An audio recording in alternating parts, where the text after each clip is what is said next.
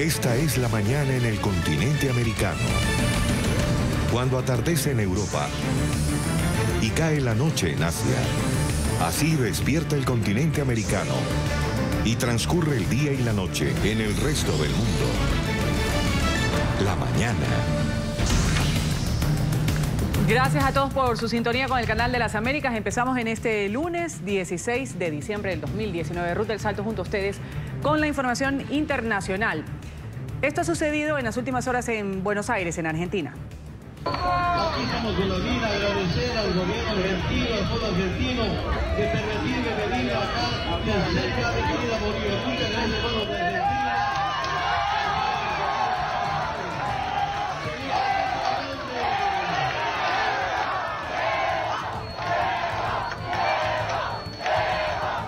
Este fin de semana, justamente el expresidente de Bolivia, y lo veíamos de espalda, Evo Morales, que está refugiado en Argentina, ha comenzado ya a organizar desde la capital la campaña de su partido, el Movimiento al Socialismo, para las nuevas elecciones generales bolivianas, que aún, como sabemos, no tienen fecha de realización y en las que no va a poder ser definitivamente candidato. De esta manera, Evo Morales, nombrado jefe de campaña del MAS, su organización política, continúa desobedeciendo al canciller argentino, quien le había pedido no hacer declaraciones políticas durante su estadía. Sin embargo, el jefe de gabinete del gobierno de Argentina, ahí muestra una postura contraria. Él ha dicho que el exmandatario tiene los mismos derechos de cualquier otro ciudadano, argentino o extranjero. Desde Bolivia, la ministra de Asuntos Exteriores ya ha advertido que, como asilado, Morales debe abstenerse de hacer expresiones políticas en cualquier país que lo acoja.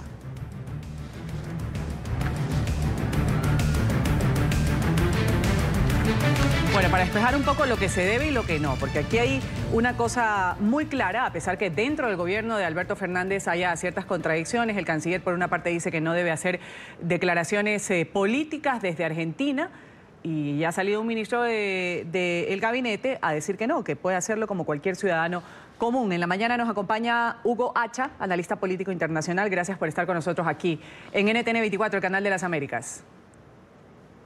Muy buenos días, es siempre un placer. ¿Cuáles son los reales límites, señor Hacha, para entenderlo? Lo que dice estos códigos que acogen, o países, cada uno tiene su perspectiva diferente, que acoge a una persona, en este caso a Evo Morales, un expresidente de Bolivia, en calidad de refugiado. ¿Cuáles son estos límites que tiene Morales de acuerdo al estatus que mantiene en Argentina? Bueno, para entender esto primero hay que hacer una distinción. Se usan normalmente en lenguaje coloquial el término asilo y refugio como sinónimos, no lo son. El asilo es la protección que otorga un país determinado en el uso de su soberanía a una persona que esencialmente está perseguida por razones políticas y que tiene en riesgo su seguridad, su integridad y su vida. El refugio tradicionalmente se ha reservado bajo el marco de la Convención de las Naciones Unidas para los Refugiados para aquellas minorías étnicas, religiosas que son perseguidas, a donde hasta cierto punto también se pueden incluir cuestiones de opinión política. El problema es que ciertos países alineados ideológicamente a una posición radical de izquierda no solamente han hecho una confusión de estos términos, sino que han violado principios esenciales. En el caso de México, el asilo prohíbe de forma expresa la participación activa en cuestiones políticas que atañen al país del cual proviene el asilado. El señor Morales, usted recordará, no solamente desdeñó esta prohibición, sino que se dio a la tarea de organizar activamente acciones violentas de naturaleza sediciosa y terrorista. Hay un audio a donde él llama a sus aliados dentro del territorio boliviano a no permitir el ingreso de alimentos y medicinas y a generar violencia en territorio boliviano. En el caso argentino, el señor Solá y buena parte del nuevo gobierno del señor Fernández han caído en acrobacias dialécticas para tratar de justificar las acciones del señor Morales. El señor Solá dijo públicamente de que se le había permitido el refugio a partir de la condición específica de no realizar actividades y actos de naturaleza política. No solamente la violó a los minutos de que el señor Solá había hecho esa declaración vía plataformas sociales, sino que ahora ya realiza actos públicos como el que usted ha mostrado y que nos lleva a un interrogante. ¿Qué sucederá si en esas elecciones que usted muy bien ha señalado, a donde todavía hay interrogantes dentro de Bolivia debido al monumental fraude que el señor Morales y su organización realizó, si es que en esas elecciones su partido pierde, o si en aplicación de las leyes bolivianas pierde su personería jurídica? Si entonces decide nuevamente en la línea del discurso que utilizó en México partir a la acción violenta y armada, ¿permitirá a la Argentina estos hechos? Creo que se está abusando entonces de figuras consagradas. ¿Cuál es el proceder ahí, señor Hacha? Usted ya nos ha hecho esta definición de lo que significa ser asiliado y tener el rango de asilo político y el de refugiado, que en este caso, como usted dice, pues las autoridades en Argentina, los que conforman el nuevo gobierno de Alberto Fernández, desde el principio, no, él va a ser refugiado y lo han puesto a Evo Morales en calidad de refugiado. ¿Qué es lo que no es permitido hacer? Porque dentro del propio gobierno argentino hay contradicciones. ¿Qué es lo que se le debería permitir a una persona que llega a la casa en calidad de huésped? Pues a mí me llega alguien, yo le ofrezco un dormitorio en mi casa, pero yo le digo, estas son las normas. ¿Qué es lo que debe cumplir Evo Morales como un huésped refugiado en la Argentina? Bueno, usted citó las declaraciones del señor Cafiero, que dicen que el refugio, conforme a las normas de la CONARE, que se amparan en la Convención de las Naciones Unidas para el Refugiado, tiene exactamente los mismos derechos de un ciudadano argentino. Perfecto. ¿Cuánto derecho tiene un ciudadano argentino a realizar acciones que agredan el orden constitucional en un país vecino? La respuesta es ninguna. Motivaría una acción de esa naturaleza enérgicas protestas diplomáticas de un país hacia el otro. ¿Qué derecho tienen, por ejemplo, los llamados disidentes de las FARC, que acogidos por la dictadura del señor Maduro, a realizar acciones políticas o acciones militares en contra del Estado colombiano? Ninguno, porque Colombia ya lo ha manifestado en diversos foros, es una violación absoluta a las normas del derecho internacional público. Estos principios no son discutibles. ¿Y qué se hace ahí? Cuando usted dice estos principios no son discutibles, están establecidos. Sin embargo, hay una falencia en medio de toda este incumplimiento que hay a estos principios, tomando en cuenta que Argentina no reconoce al gobierno de Bolivia, este gobierno interino de Yanín Áñez. Yanín Áñez ni siquiera fue, o sus representantes no fueron invitados a la toma de posesión. Entonces, ¿qué pasa? ¿En dónde viene la discusión? ¿Yo cómo protesto? ¿Con qué derecho? ¿Cómo se debe manejar esta situación diplomática e internacionalmente hablando? Bueno, la situación vuelve a pasar por cuestiones de naturaleza ideológica. Lo lógico en este caso sería la expulsión de la persona que viola los protocolos contenidos en los tratados y en la esencia del derecho internacional público, o su reubicación hacia lo que en derecho se denomina una tercera potencia. Eso no va a suceder. México quedó en ridículo cuando ejerció el mismo grado de, vuelvo a repetir, acrobacias dialécticas para tratar de justificar esto. Usted recordará, el señor Ebrard, el canciller mexicano, indicó de que el señor Morales salía a Cuba a atenderse de una cuestión de salud y después regresaría a México. No solo no regresó, sino que ni siquiera cumplió con el protocolo esencial de despedirse de las autoridades que habían hecho tantos esfuerzos para acogerlo en suelo mexicano. Hoy en la Argentina, las preguntas vuelven a quedar en el aire. Si es cierto que el señor Morales será el jefe de campaña de un partido político que ha cometido delitos electorales y comunes de acuerdo al ordenamiento penal de Bolivia, tendrá la libertad de organizar actos y eventos políticos y potencialmente a futuro acciones sediciosas. ¿Tendrá entonces esa protección o finalmente hará la Casa Rosada y la Cancillería Argentina uso de la norma del derecho internacional y procurará la reubicación de un individuo que claramente no respeta ni las normas del derecho internacional público ni los compromisos que asume con las autoridades de los países que lo acogen?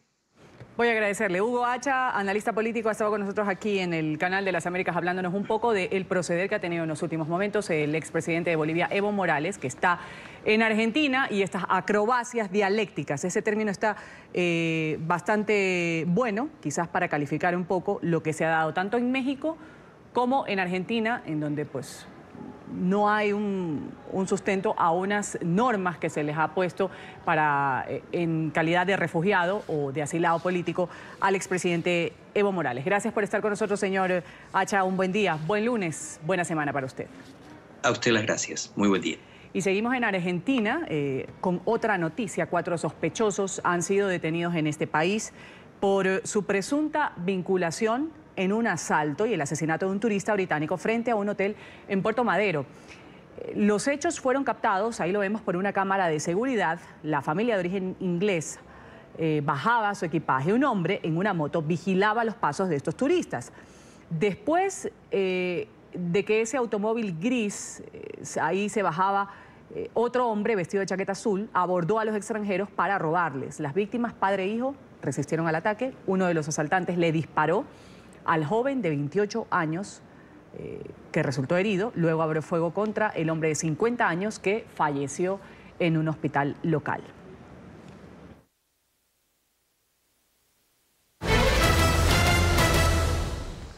Hablamos de la cumbre climática. Muchos días, muchas discusiones, muchas versiones, petición de compromisos, pero los resultados, según los analistas, han sido muy pobres en esta cumbre del cambio climático desarrollada en Madrid. Pese a los 2 días extras de negociación, el documento final de este encuentro no ha cumplido las expectativas, tampoco incluyó nuevos planes de los países para lograr una mayor reducción de emisiones de gases de efecto invernadero.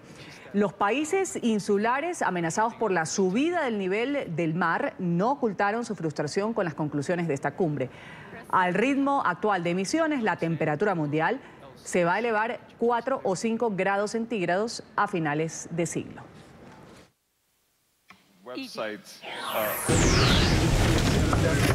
Ministra, ¿cómo se siente después de tantas horas? Agotada. El esfuerzo de los negociadores por alcanzar un acuerdo que respondiera a la emergencia climática fracasó. Desgraciadamente, los acuerdos tomados no son suficientes para responder a la crisis climática que estamos viviendo en el mundo. Varios delegados amanecieron durmiendo en el piso. Ni los 2 días adicionales de la cumbre ni las maratónicas jornadas de conversaciones de los delegados de la comunidad internacional fueron suficientes para atender uno de los puntos más relevantes para la comunidad científica y las organizaciones ambientales: la regulación de los mercados de carbono. Yo creo que se ha hecho un esfuerzo muy importante por avanzar, pero claramente necesitamos más voluntad política para poder avanzar más. Así que yo creo que eso es lo que tenemos y necesitamos todo hoy. Necesitamos actuar con mayor ambición. La regulación de los mercados de carbono, el punto clave en las diferencias entre los países, refiere a los mecanismos de intercambio de derechos de emisiones que permiten a los países y a las empresas compensar los gases de efecto invernadero que expulsan. Este tema ya había sido abordado sin ninguna solución concreta hace un año en la Cumbre del Clima que se celebró en Polonia. Ahora el asunto tendrá que intentar acordarse en la próxima cumbre que se celebrará en Escocia en noviembre de 2020. Las novedades del acuerdo que deja la conferencia en Madrid radican en la exigencia de una mayor ambición en la lucha contra el cambio climático, el reconocimiento del papel de la ciencia y la aparición de la acción de género en el proceso de lucha contra el calentamiento global. Y ya empiezan a reaccionar las primeras personas u organismos que se sienten frustrados de alguna forma con lo que ha sucedido en la cumbre en Madrid, una oportunidad perdida. Así, con estos términos, la Secretaría General de la ONU ha expresado su frustración, literalmente, por lo que ha sucedido en Madrid, la falta de acuerdos significativos para la reducción mundial de emisiones de carbono. Alejandro Rincón, desde la ciudad, Nueva York, está con el reporte y las reacciones que han tenido, en este caso, pues el Secretario General de la ONU. Adelante, Alejandro, buen día.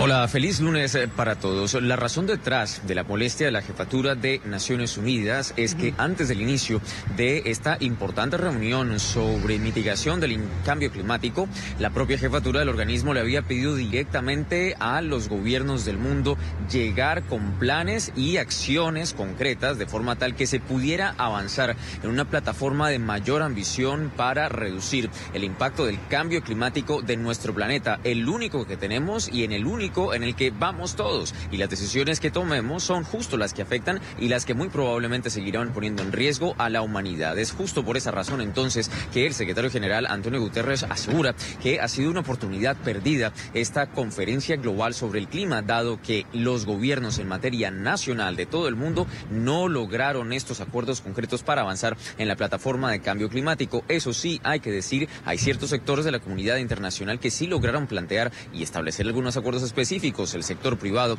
y algunos gobiernos regionales y locales. Sin embargo, a nivel nacional sigue faltando todavía mayor trabajo de la comunidad internacional y sobre todo mayor compromiso en este frente. Las razones por las cuales el secretario general de la ONU hacía este importante llamado a la comunidad internacional las resumió él en los comentarios que ustedes verán a continuación y que sucedieron en el marco de esta conferencia. Vean.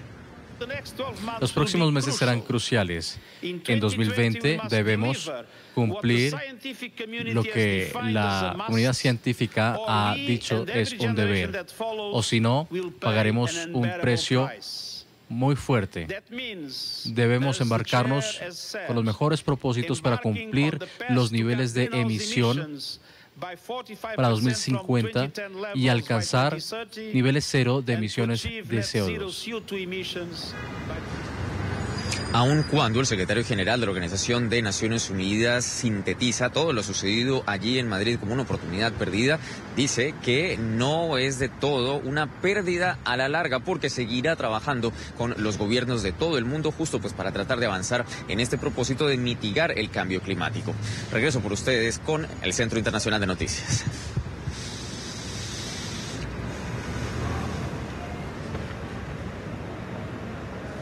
Alejandro, bueno, esas han sido las reacciones con respecto a lo del cambio climático. Ha habido muchas participaciones, se esperaba la llegada de Greta Thunberg, llegó finalmente esta chica, esta activista sueca conocida mundialmente, 16 años, un activismo comprometido, según lo dice y lo señalan muchos conocedores ambientalistas.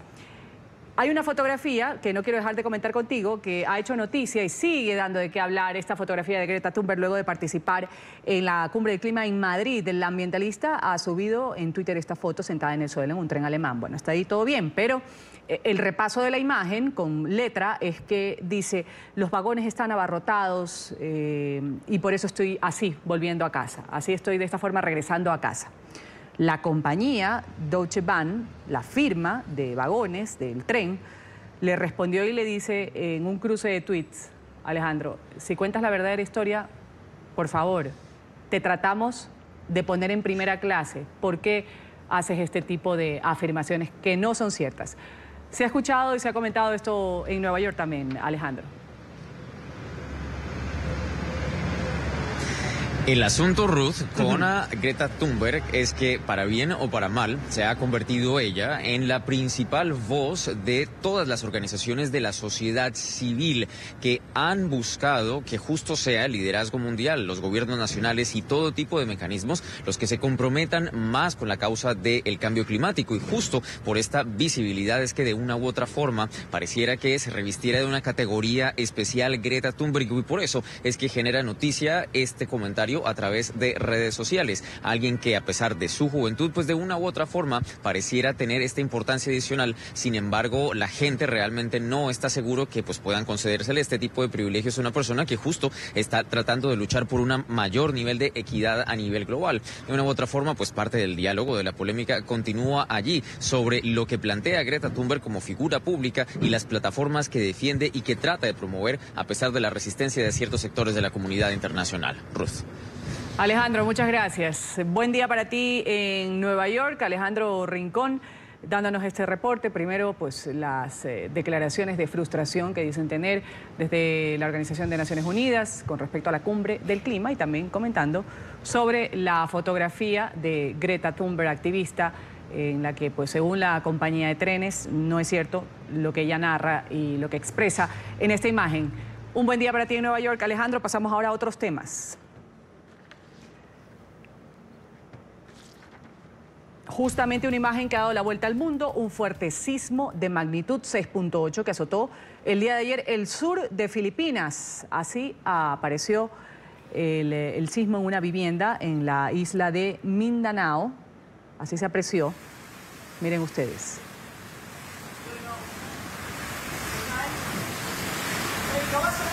O sea, si yo estaba ahí echada en esa perezosa, seguro salía corriendo. El fuerte movimiento telúrico formó prácticamente olas en esta piscina. 4 personas a través de, después de este suceso, de este sismo, han perdido la vida y decenas han resultado heridas.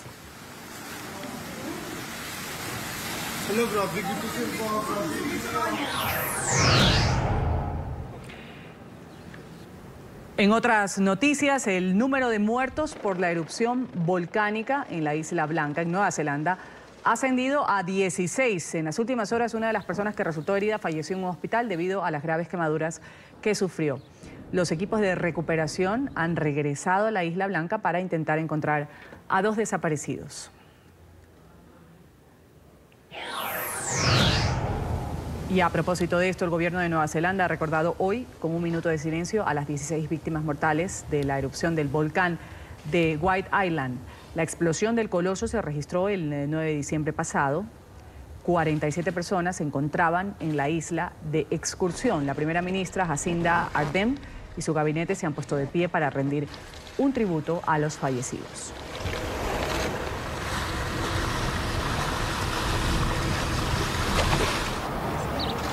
Y no cesa el pulso entre el gobierno de Emmanuel Macron en Francia y los detractores a estas medidas. A la reforma de pensiones, sindicatos y grupos de la sociedad civil cumplen hoy ya 12 días de protestas en contra de la administración de Macron. El transporte público, ahí lo vemos, sigue seriamente afectado. Solo operan 4 de los trenes de alta velocidad, 1/3 de los trenes regionales, mientras que las líneas de metro de París siguen cerradas. En medio del caos que se ha generado por la falta de transporte, el ministro de Economía ha advertido en una entrevista que para la Navidad los trenes ya deben estar funcionando en total normalidad y afirmó que las pérdidas económicas tras las movilizaciones son millonarias.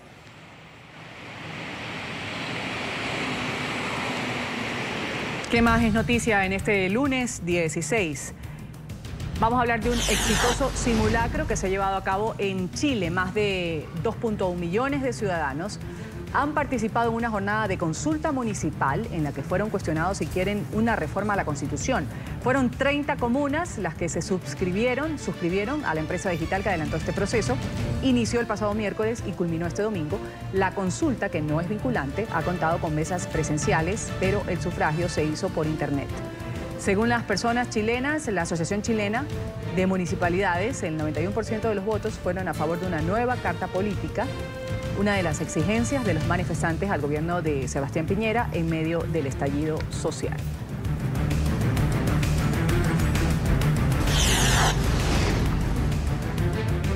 Muestra de solidaridad, de apoyo a las familias de las 38 víctimas mortales tras el siniestro del avión, el Hércules C-130. Varias ceremonias religiosas han tenido lugar este domingo en Santiago de Chile, en Punta Arenas también, para recordar a los ocupantes de esta aeronave. La Fuerza Aérea ha ofrecido en varias de sus bases misas privadas para allegados a las víctimas. Además, informó que dispuso de un equipo de psicólogos, psiquiatras, enfermeros, médicos, abogados también, asistentes sociales para acompañar a las familias. El gobierno chileno decretó duelo nacional durante el fin de semana, por lo que todas las banderas de edificios públicos ondearon hasta media asta.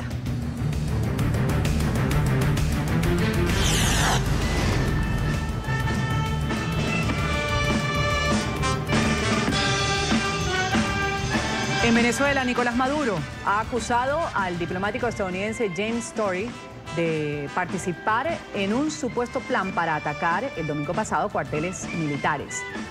Según Maduro, el funcionario estadounidense llamó al vicecanciller venezolano para América del Norte, a Carlos Ron, cuando agentes de contrainteligencia militar acudieron la noche del viernes a la vivienda de la diputada Janet Fermín, acusada por el supuesto complot junto a otro parlamentario. El presidente interino, Juan Guaidó, impidió la detención de la legisladora en su residencia. Ciudadano Nicolás Maduro. Para que ustedes vean hasta dónde la desesperación en que caen funcionarios gringos los lleva a cometer errores. Se desesperaron porque se dieron cuenta que le habíamos desmembrado y desmantelado la conjura que tenían para hoy 15 de diciembre. Se la derrotamos. Y a propósito de Maduro, ha anunciado el relanzamiento el próximo año del proyecto Petrocaribe, que provee a los países del Caribe del petróleo venezolano en condiciones ventajosas como precios blandos, mayores plazos de pago. Según Maduro, el proyecto Petrocaribe es fundamental para la seguridad energética del Caribe, de la región. El anuncio de Maduro tiene lugar en un momento de máxima presión de Estados Unidos sobre la industria petrolera venezolana mediante la imposición de sanciones a la estatal PDVSA, también a los buques y navieras que transportan combustible de ese país, especialmente hacia Cuba.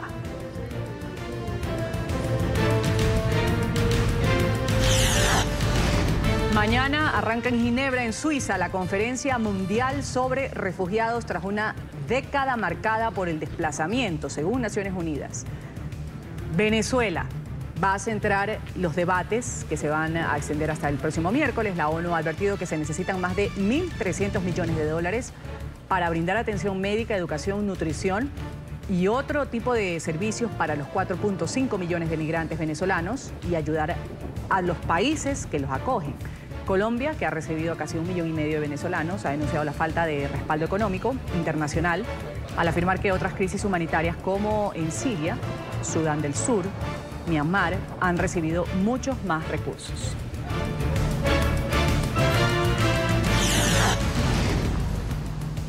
Una emergencia se ha registrado en la ciudad de Brindisi, al sur de Italia, por una bomba de la Segunda Guerra Mundial. Cerca de 54.000 personas han sido evacuadas mientras se desactivaba este artefacto de 1941. La bomba de 1 metro de largo, 500 kilos de peso, contiene 40 kilos de dinamita. Fue encontrada por pura casualidad en noviembre durante la remodelación de un cinema. En el operativo en el que fue desalojado el 60% de la población, participaron más de 1.000 policías, 15 expertos y alrededor de 250 voluntarios de la protección civil.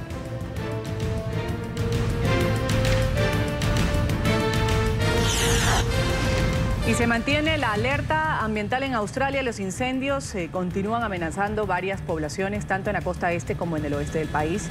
El clima no ha favorecido las labores de los servicios de emergencia. La ola de calor que golpea el país ha ayudado a extender las llamas. Las conflagraciones ya han arrasado cerca de 1 millón de hectáreas.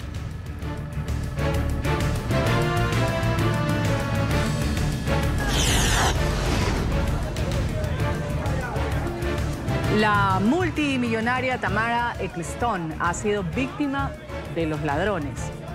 La mansión de la hija del magnate de Fórmula 1, Bernie, ubicada en Londres, ha sido saqueada el pasado viernes en la noche. Los ladrones lograron llevarse en 50 minutos anillos, pulseras, incluso un bracelete de diamantes de la casa Cartier, valorado en unos 100.000 euros.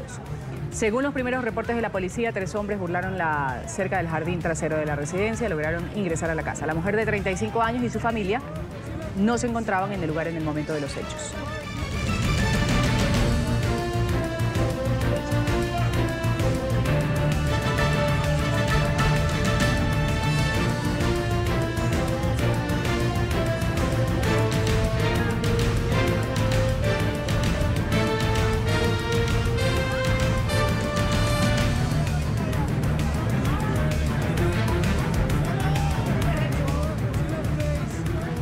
Vamos a ver en pantalla a los protagonistas de Grease, esa obra hace algunos años atrás. Cumple 41 años desde que empezó. Ahí vemos a los actores principales, a Olivia Newton-John, a John Travolta, que han vuelto a ponerse en la piel de sus personajes, Sandy Olson y Danny Zuko. Han tenido que pasar 41 años para que estos actores vuelvan a reencarnar a los míticos personajes en un evento basado en un musical.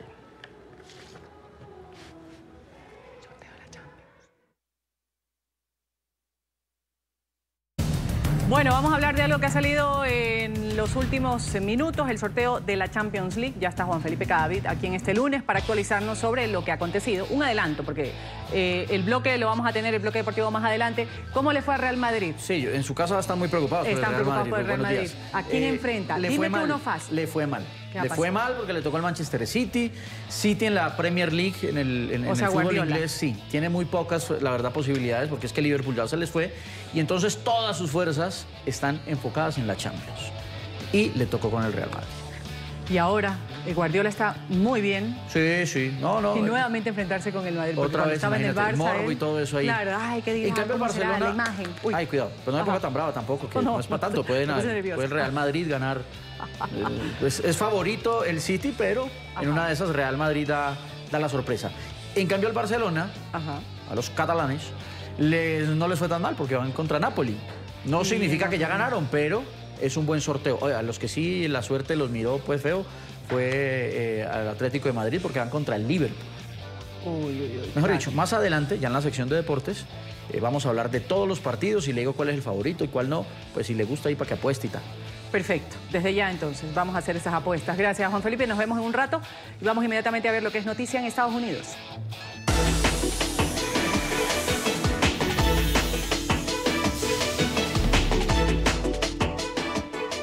En momentos en que la Cámara Baja de Estados Unidos tiene previsto votar sobre el juicio político al presidente Donald Trump, esta semana el demócrata de mayor rango en el Senado ha pedido a la Cámara Alta que escuche a 4 testigos que son clave de la administración de Donald Trump.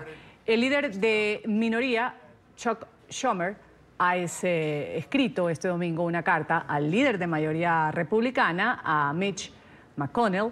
Le dijo que el Senado debería citar al jefe del gabinete interino de la Casa Blanca, así como al ex asesor de Seguridad Nacional, a John Bolton, entre otros. Las comisiones de la Cámara que conducen la investigación de juicio político ya habían pedido su comparecencia para ser interrogados, pero ninguno lo hizo.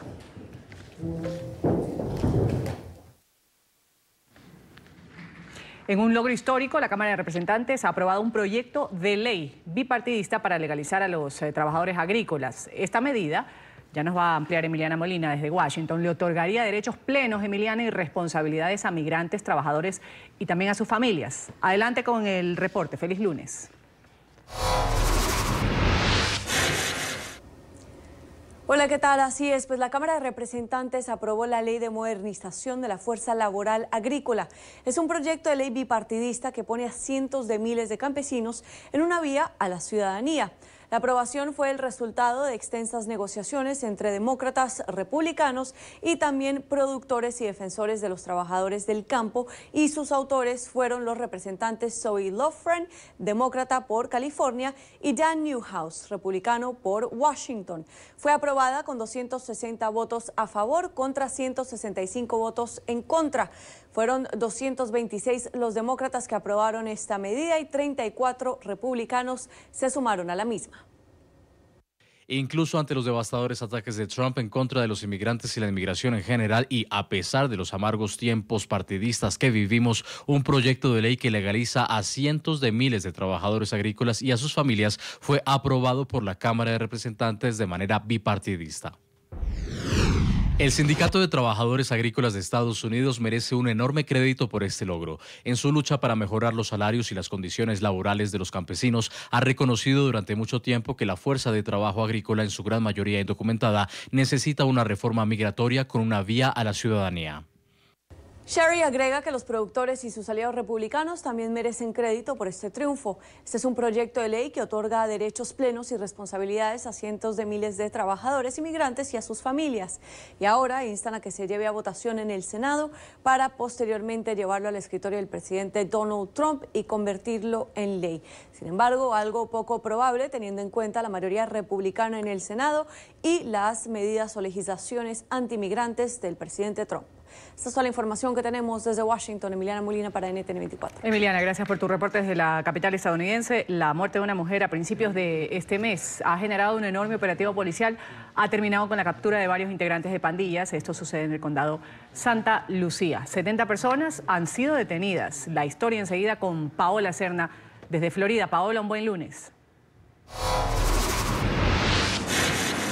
Hola, ¿qué tal? Muy buenos días y feliz lunes para todos. Pues bien, la muerte el año pasado de Joselia Robinson, una mujer que murió estando dentro de su casa por una bala perdida, motivó esta investigación que contó con los agentes de la oficina del sheriff o del alguacil del condado Santa Lucía, pero también con varias otras agencias.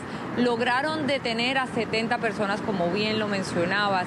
De estos, 16 tienen cargos graves, cargos federales, y varios resultaron ser miembros de pandillas. Con esta operación lograron también incautar varias armas y desmantelar varias de estas pandillas que tenían a la comunidad de Santa Lucía en riesgo. Esto fue lo que dijeron las autoridades.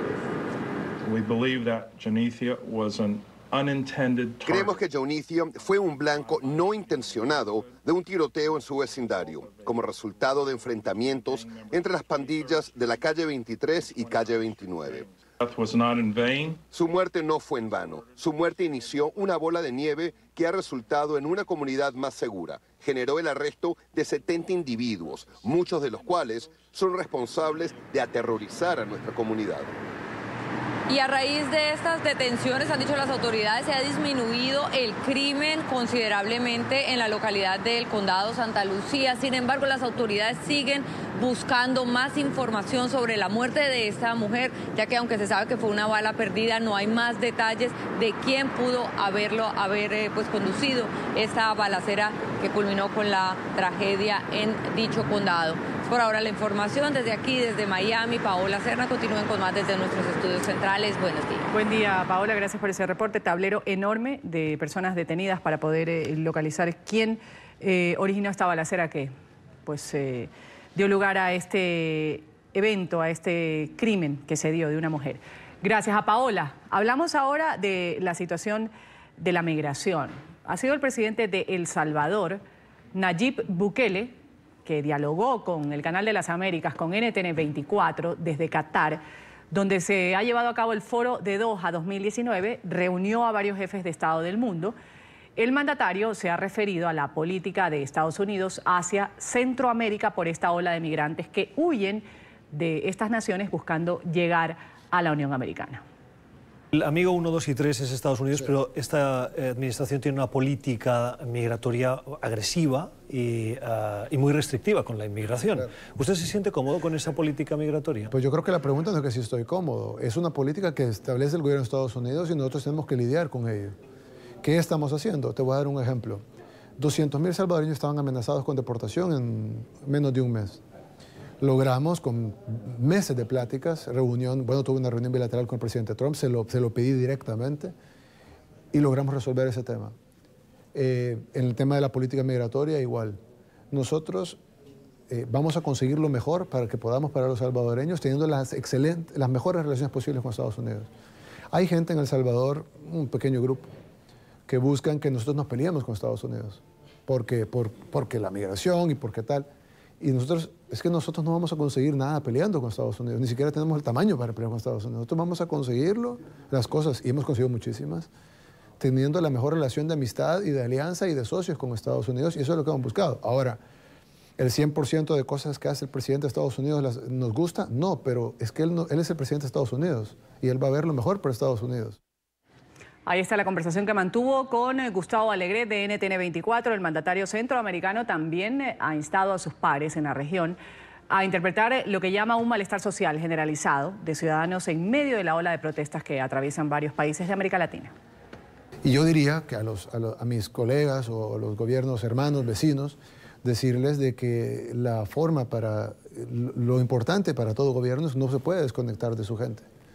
Y yo sé que pueden haber intereses de otros gobiernos o injerencias de gente que hasta financia algunas cosas, pero no puedes centrarte en eso. Es decir, cuando las protestas son tan masivas, no puede venir solo de la injerencia de un país o del financiamiento de un país o tal, sino que, es más, Maduro nos amenazó públicamente en La Habana, dijo, a Bukele le va a llegar la brisa bolivariana, y lo que cayó fue Evo en Bolivia. Nosotros no llegó nunca la brisa. El presidente Bukele, quien ha tenido varios desencuentros con el régimen de Maduro, también ha hablado sobre la crisis en Venezuela. Ha dicho en NTN 24 que la libertad de Venezuela debe venir por iniciativa de sus ciudadanos. ¿Hay que aplicar más sanciones a Venezuela? Yo diría que hay que hacer un cerco más fuerte, porque te voy a dar un ejemplo. La gente en Venezuela ha luchado mucho y yo los siento fatigados. Es decir, siento que el pueblo venezolano está cansado de tanto luchar y debe ser cansante, pues. Es decir, han matado gente, te han golpeado, te han tirado gas lacrimógeno, estás viviendo con $4 al mes. Yo entiendo eso.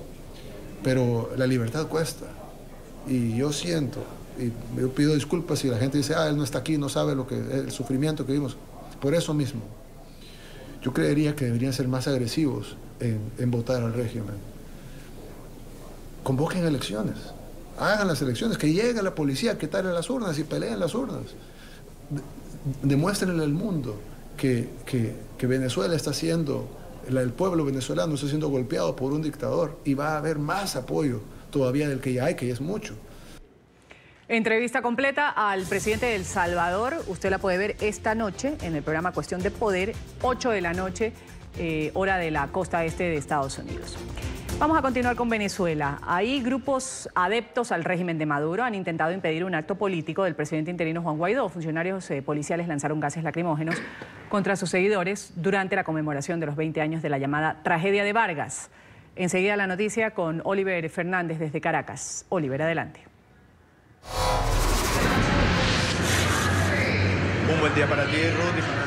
Presidentes, así es. Este domingo se cumplieron estos 20 años de esta tragedia de Vargas que enlutó al pueblo venezolano. El presidente interino Juan Guaidó convocó a los diputados a la Asamblea Nacional y también a los habitantes de este estado para conmemorar o de alguna manera para rendir un tributo a las víctimas que lamentablemente murieron en esta tragedia hace ya 20 años. Ha dicho que estos 20 años de revolución para nada han servido a este pueblo y, por supuesto, en medio de este acto llegaron personas adeptas al régimen de Nicolás Maduro e intentaron sabotear este acto que se estaba efectuando en el estado Vargas. También hubo bombas lacrimógenas, gases lacrimógenos por parte de los cuerpos de seguridad. Y, por supuesto, hubo molestia por parte también de las personas que viven allí en el estado Vargas, quienes intentaban de alguna manera también recordar a sus familiares que lamentablemente murieron allí. En este acto también el presidente interino Juan Guaidó aseguró que desde el régimen de Nicolás Maduro se ha pretendido comprar a algunos diputados a la Asamblea Nacional y que no lo van a lograr porque los diputados a la Asamblea Nacional están dispuestos a la reelección a él como presidente de la Asamblea Nacional y también como presidente interino de Venezuela. Vamos a escuchar qué fue lo que dijo en el siguiente informe. Hoy el Estado ausente, la República ausente. Les voy a decir algo con responsabilidad. La Quinta República murió. Ellos la enterraron, la mataron. Juan Guaidó aseguró que el régimen de Nicolás Maduro acabó con el país. No pudieron responderle a la gente. Así lo indicó durante una sesión de la Comisión Delegada del Parlamento en el estado Vargas, en conmemoración de los 20 años de la tragedia que azotó a la región. Solamente pensaron en ganar una elección en ese momento. Y miren que nos lo preguntamos aquí. ¿Por qué no atender la emergencia? ¿Por qué no posponer esa elección? Cuando veíamos el desastre natural, ya era un vaticinio, no les importaba la vida del ser humano, la dignidad. Para Guaidó, la actuación de Hugo Chávez ante la tragedia de Vargas fue la demostración de que no les importaba a la gente, sino el poder. Incluso la actividad de este domingo fue saboteada por adeptos al régimen de Nicolás Maduro, quienes impidieron que se instalaran la tarima y las sillas que se utilizaría. Incluso funcionarios de la policía del estado Vargas lanzaron gas lacrimógeno y perdigones a quienes asistieron al lugar. No hay quórum. Una vez más, la oposición no hace quórum. No lo hacen en la Asamblea Nacional, menos lo van a hacer aquí. Diputados demócratas repudiaron esta acción, señalaron es una nueva intimidación del régimen. Aquí estamos nosotros los diputados, estamos dando la cara porque podemos hacerlo. Nosotros podemos darle la cara a esa gente que nos está viendo, al pueblo venezolano, porque podemos hacerlo. Hay una persecución, hay un trabajo bien orquestado en evitar que el 5 de enero se dé. Juan Guaidó también respondió a Jorge Rodríguez, quien este sábado acusó a los diputados Janet Fermín y Fernando Orozco de estar implicados en un supuesto nuevo plan desestabilizador. A su parecer, se trata de una nueva olla para restar votos de cara al 5 de enero, cuando sería reelecto como presidente de la Asamblea y encargado de la República. Hoy estamos en dictadura en Venezuela, hay que decirlo con todas sus letras. Forma parte de un plan de años de violar inmunidades parlamentarias, de perseguir, de torturar, de meter preso a Juan Requesén, de asesinar al capitán de corbeta Costa Arevalo, de asesinar a Óscar Pérez, de asesinar a Neomar Lander, de tratar de utilizar el FAES para sofocar las protestas en el país. Vivimos hoy en Venezuela una dictadura. Rudy, para hoy se tiene previsto que el Tribunal Supremo de Justicia de Nicolás Maduro allane la inmunidad parlamentaria de algunos diputados, de 4 diputados a la Asamblea Nacional. También desde la oposición se ha denunciado que las pretensiones son sencillamente que no se logre la mayoría para el próximo 5 de enero para que pueda ser reelecto el presidente interino de Venezuela, Juan Guaidó. Es la información que nosotros podemos aportar a esta hora desde la capital venezolana. Volvemos contigo a la mañana de NTN 24. Gracias, Oliver, por ese reporte. Y fíjate que ha habido un llamado, Oliver, de la Unión Europea al régimen de Venezuela. El alto representante del bloque para la política exterior, Josep Borrell, ha advertido este lunes sobre irregularidades en el juicio al diputado Juan Requesens, acusado junto a otras 16 personas de ser responsables de un supuesto atentado a Nicolás Maduro. Este era el día del tal atentado, en agosto del 2018. Borrell indicó que el arresto de Requesens constituyó una clara violación a la inmunidad parlamentaria. Ha recordado además que Venezuela, como miembro del electo Consejo de Derechos Humanos, está en obligación de garantizar los mismos, los derechos y la libertad fundamental de los seres humanos. Ha exigido al régimen madurista garantizar un proceso transparente contra todos los detenidos y liberar a los prisioneros políticos.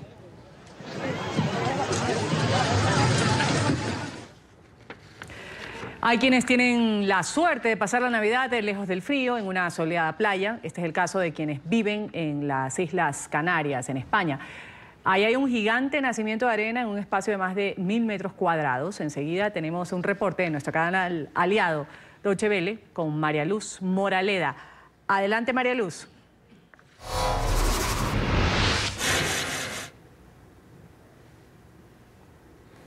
Buenos días. Este nacimiento se ha convertido en una de las principales atracciones de la isla de Gran Canaria. Toda una obra escultural en Las Palmas, la capital, en concreto en la playa de las Canteras, que ha sido creada por artistas rusos, americanos, lituanos, italianos, franceses y belgas. Cada uno de ellos ha sido responsable de las diferentes escenas bíblicas como la Anunciación, el Nacimiento, los Reyes Magos de Oriente o los pastores.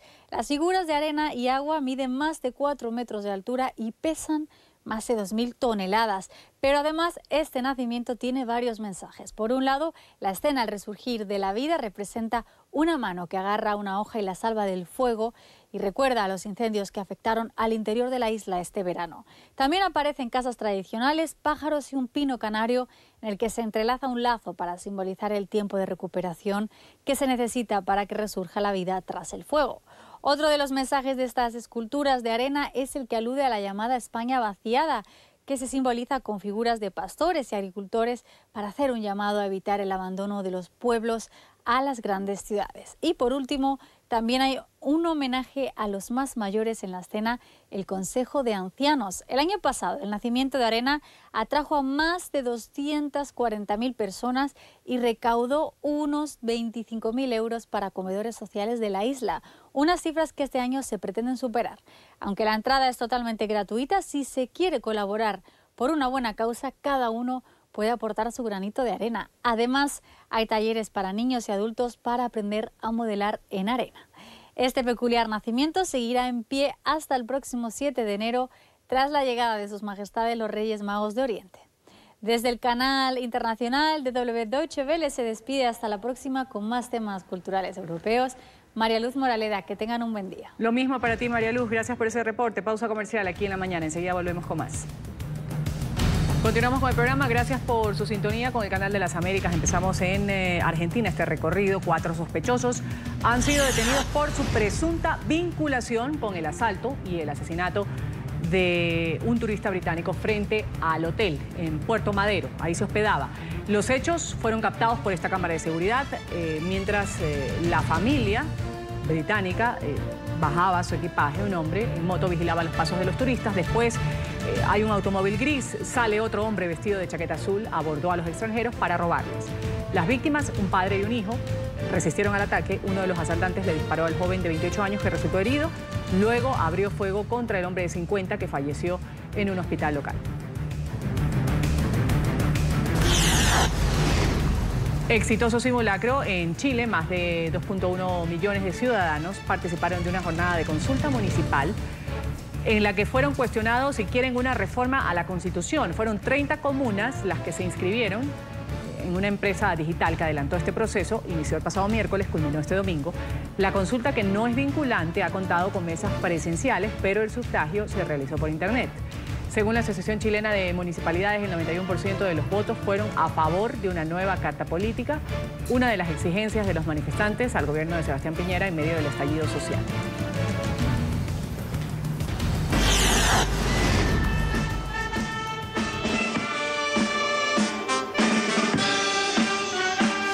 En Venezuela, Nicolás Maduro ha acusado al diplomático estadounidense James Story de participar en un supuesto plan para atacar el domingo pasado cuarteles militares. Según Maduro, el funcionario ha llamado al vicecanciller venezolano para América del Norte, a Carlos Ron, cuando agentes de contrainteligencia militar acudieron la noche del viernes a la vivienda de la diputada Janet Fermín, acusada del supuesto complot junto a otros parlamentarios. El presidente interino Juan Guaidó ha impedido la detención de la legisladora en su residencia. Para que ustedes vean hasta dónde la desesperación en que caen funcionarios gringos los lleva a cometer errores. Se desesperaron porque se dieron cuenta que le habíamos desmembrado y desmantelado la conjura que tenían para hoy, 15 de diciembre. ¡Se la derrotamos! Este martes comienza en Ginebra, Suiza, la Conferencia Mundial sobre Refugiados tras una década marcada por el desplazamiento, según Naciones Unidas. Venezuela va a centrar los debates que se van a extender hasta el próximo miércoles. La ONU ha advertido que se necesitarán más de 1.300 millones de dólares para brindar atención médica, educación, nutrición y otros servicios para 4.5 millones de migrantes venezolanos y ayudar a los países de acogida. Colombia, que ha recibido a casi 1,5 millones de venezolanos, ha denunciado la falta de respaldo económico internacional al afirmar que otras crisis humanitarias, como las que se han generado en Siria, en Sudán del Sur, en Myanmar, los países que acogen a estas personas han recibido mucho más recursos. En Perú ha aumentado la desaprobación por la gestión del presidente Martín Vizcarra. Un sondeo publicado hoy por el diario El Comercio indica que la aprobación a la administración del mandatario ha bajado 4 puntos porcentuales respecto al mes anterior y llega al 56%. El 54% de los encuestados cree que Vizcarra es concertador, también que dialoga, mientras que el 35% cree que es autoritario. Si bien el presidente tiene una aprobación del 56%, la aprobación de gestión de gobierno alcanza el 34%.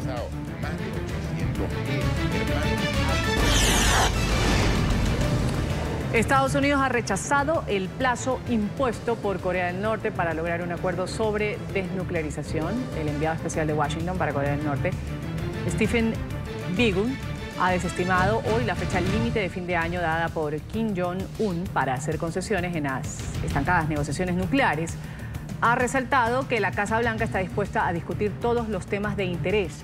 La tensión ha aumentado en las últimas semanas después de que Pyongyang realizara una serie de pruebas de misiles. El delegado del gobierno de Donald Trump ha llegado a Seúl este domingo en medio de especulaciones de que su viaje tendría como objetivo tratar de salvar los diálogos. Al menos 20 personas han resultado heridas durante las manifestaciones que se tornaron violentas en Líbano este domingo. Miles de ciudadanos han salido a las calles de Beirut en las horas previas al nombramiento del nuevo primer ministro. Las fuerzas de seguridad han empleado gas lacrimógeno, balas de goma, cañones de agua para dispersar a los manifestantes que reclaman la formación de un gabinete independiente y un jefe de gobierno no afiliado a ningún partido existente. La ola de protestas ha iniciado el pasado octubre contra la corrupción, la mala gestión de Saad Hariri, quien tras varios días de manifestaciones renunció a su cargo. La Defensa Civil y la Cruz Roja aseguran que los heridos en 2 meses de movilizaciones llegan a los 120.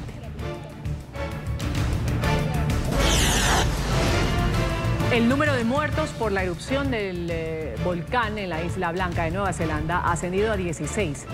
En las últimas horas, una de las personas que resultó herida falleció en un hospital debido a las graves quemaduras que sufrió. Los equipos de recuperación han regresado a la Isla Blanca para intentar encontrar a 2 desaparecidos.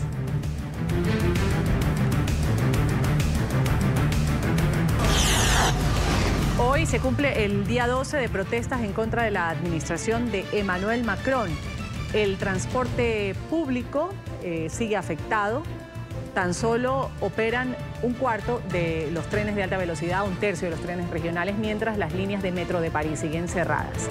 En medio del caos que ha generado la falta de transporte, el ministro de Economía ha advertido en una entrevista que para la Navidad ya los trenes deben estar funcionando con total normalidad.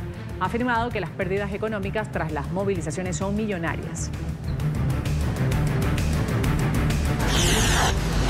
Con pobres resultados ha concluido la cumbre del cambio climático en Madrid. Pese a los 2 días extra de negociación, el documento final del encuentro no ha cumplido las expectativas, no ha incluido tampoco nuevos planes de los países para lograr una mayor reducción de emisión de gases de efecto invernadero. Los países insulares, amenazados por la subida del nivel del mar, no ocultaron su frustración con las conclusiones de esta cumbre. Al ritmo actual de las emisiones, la temperatura mundial se elevará 4 o 5 grados centígrados a finales de siglo.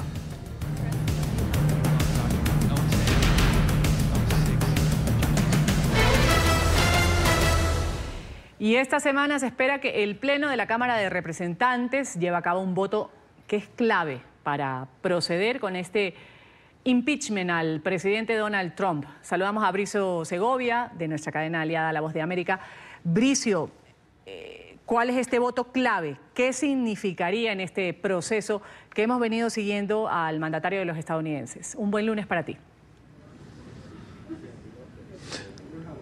Muy buen lunes, Ruth. Pues este voto significaría que ya comenzaría ese proceso de juicio político, proceso de impeachment. Por lo tanto, todos los ojos están esta semana puestos en el Congreso estadounidense, en concreto en la Cámara de Representantes, donde los demócratas tienen la mayoría. Es por eso que se prevé que sea aprobado este último paso antes de iniciar oficialmente el proceso que comenzaría en tal caso en enero y se daría en el Senado. Allí los republicanos tienen la mayoría. Pero antes de que eso ocurra, interesante ver cómo están las cosas ahora mismo, porque aunque los demócratas tengan pues votos suficientes para aprobar este procedimiento y que dé comienzo en el Senado, los republicanos están moviendo toda su maquinaria para conseguir arrebatar votos demócratas y que se pongan de su lado, es decir, que voten en contra de que dé inicio ese procedimiento de juicio político. Es el caso, por ejemplo, del demócrata Jeff Van Drew, quien ha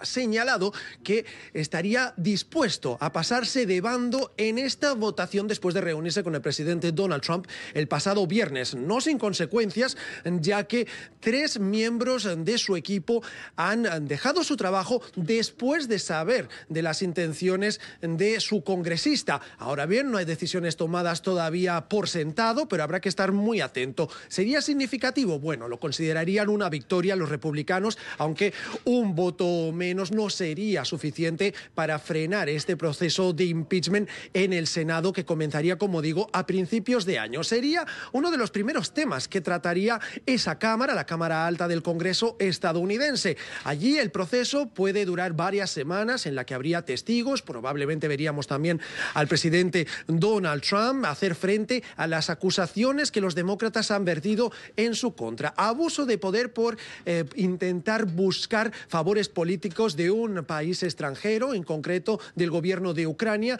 y también por el bloqueo de la investigación del Congreso, obstrucción al Congreso, es como han denominado a este último cargo al que también se enfrentaría Donald Trump en este procedimiento en el Senado. Dicho todo esto, como digo, los ojos están puestos esta semana ante esta decisión clave, como decías, Ruth, para que dé comienzo este juicio político del que llevamos hablando ya un buen tiempo. Devuelvo con esto la conexión al Centro Internacional de Noticias desde la Casa Blanca.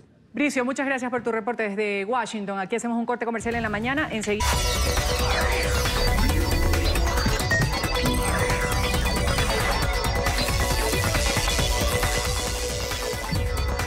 Lo decía Álvaro Dávila antes del corte comercial. Coursera, la plataforma de educación virtual que permite a las personas muchos beneficios, entre esos, Álvaro, y tú vas a acotar muchos más, el hecho de coordinar el propio tiempo que tiene un estudiante por medio de esta plataforma.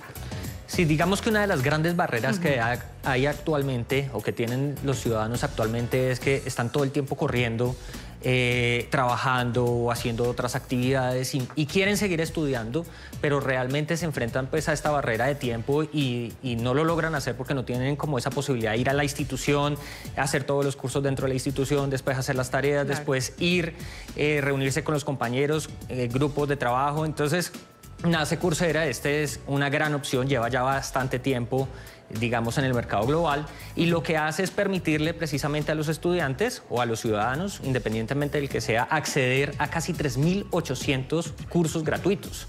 Dentro de esos cursos gratuitos vas a encontrar cursos de medicina, vas a encontrar programas de ingeniería, de negocios, de finanzas, de emprendimiento, que es, digamos, un tema que actualmente es muy fuerte internacionalmente, pero además tiene un plus, que era lo que te decía detrás de cámaras, y es que son 116 instituciones internacionales de las cuales vas a poder acceder, por ejemplo, a universidades como Yale, como Stanford, como Princeton, universidades que tú dirías, no, por costos nunca voy a poder acceder. No, están disponibles cursos que son totalmente gratuitos a través de las plataformas de estas universidades. Tú entras a Coursera, te registras y puedes acceder a diversidad de programas fácilmente.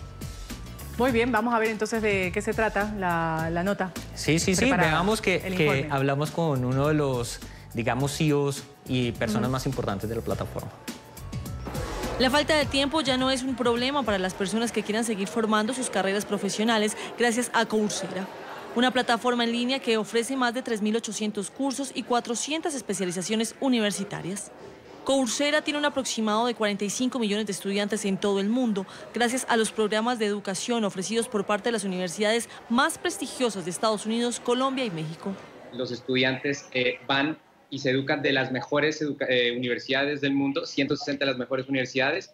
Encuentras cursos de ciencias, de negocios, de tecnología, de humanidades, y te puedes capacitar en cualquiera de estos temas y recibes un certificado de la universidad, como universidades como el Tecnológico Monterrey, la Universidad de los Andes, la Universidad de Columbia en Estados Unidos, la Universidad de Michigan.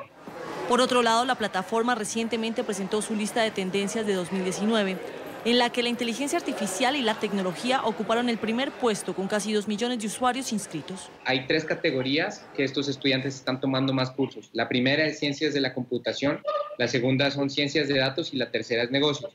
Coursera ofrece la posibilidad de acceder a cursos gratuitos y pagos dependiendo de la necesidad de los usuarios. Puedes acceder a un curso de 2 maneras. Uno, lo puedes acceder de manera gratuita, pero al hacer esto no puedes acceder a los exámenes o al certificado. Y la segunda manera es que pagas $29 y tienes acceso a un curso por un año donde tienes acceso a los exámenes y al certificado. La plataforma de educación virtual busca fortalecer la educación por medio de alianzas. En esta oportunidad, el Ministerio de Tecnologías de la Información y las Comunicaciones de Colombia y el Instituto Colombiano de Crédito Educativo y Estudios Técnicos en el Exterior, ICETEX, se unieron con la plataforma para otorgar 25.000 becas en Colombia y así aprender acerca de inteligencia artificial y transformación digital. Gracias por su sintonía cada mañana con el canal de las Américas NTN 24.